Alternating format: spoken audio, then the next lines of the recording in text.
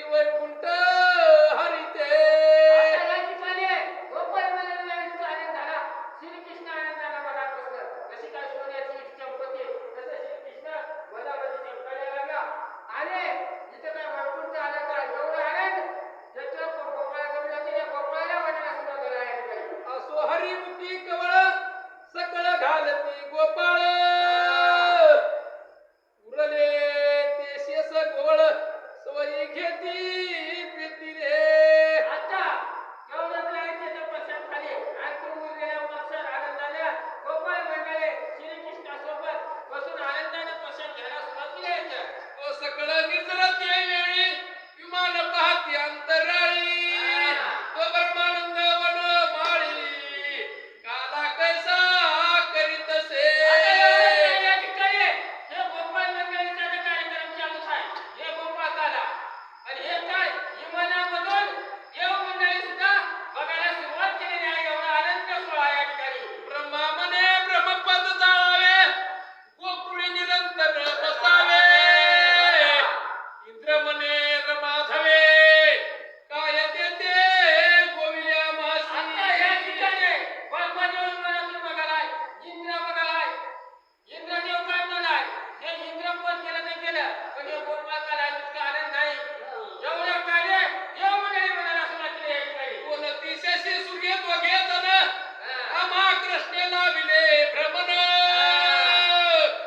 आपण गोकुळी अवतरून भक्तजन मुक्त झाले.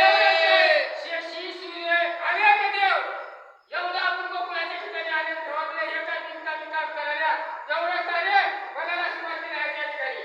यतीचा प्रसाद कवळ जरा मासी प्राप्त केवळ.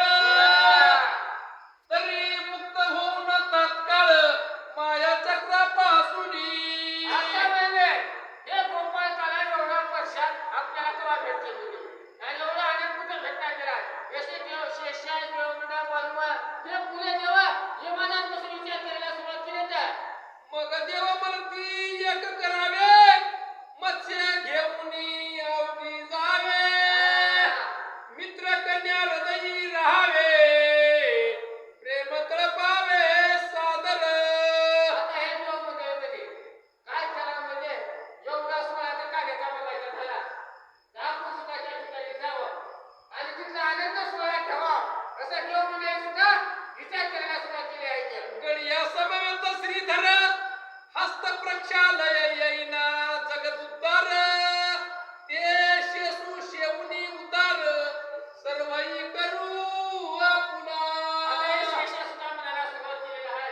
अनेक देव मंडळी म्हणायला सुरुवात आहे, आपण सुद्धा जावं त्या ठिकाणी कार्याचा आनंद घ्यावा. असं देव मंडळी मनाला किंवा त्याच्या विचार करायला सुरुवात केली आहे त्या ठिकाणी. सुरवर असे बोलून कालिंदी जीवनी झाले मिन.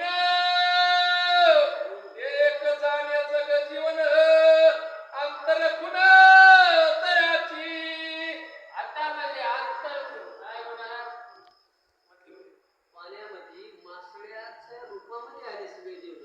जग जीवना चला जाऊ यमुन्या जीवना. मग तो वैकुंठ पिठीचा